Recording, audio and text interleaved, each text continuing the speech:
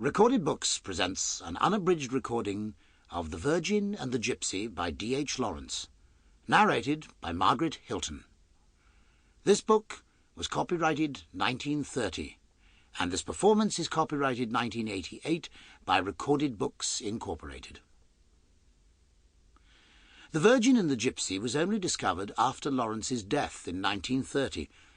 The work was not yet prepared for publication, and probably lacks the author's final revision, but was immediately printed exactly as it was in the manuscript.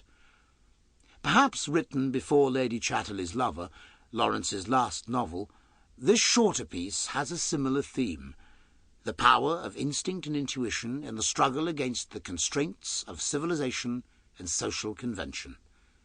And now, The Virgin and the Gypsy.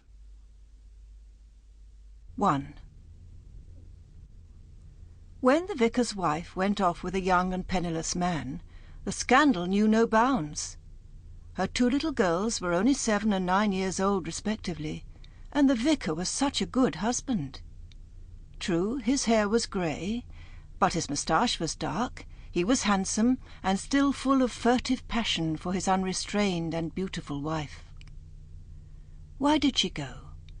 Why did she burst away with such an éclat of revulsion, like a touch of madness? Nobody gave any answer.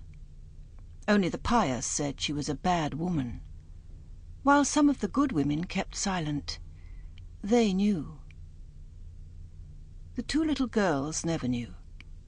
Wounded, they decided that it was because their mother found them negligible.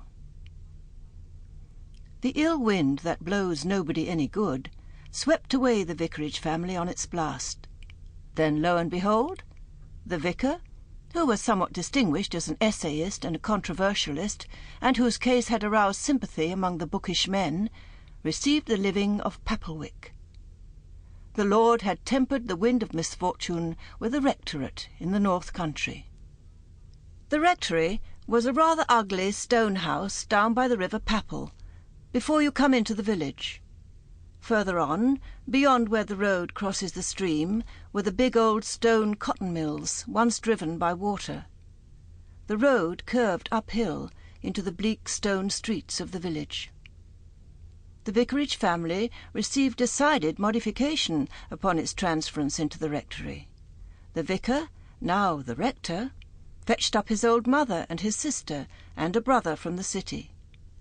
The two little girls had a very different milieu from the old home. The rector was now 47. Sample complete. Ready to continue?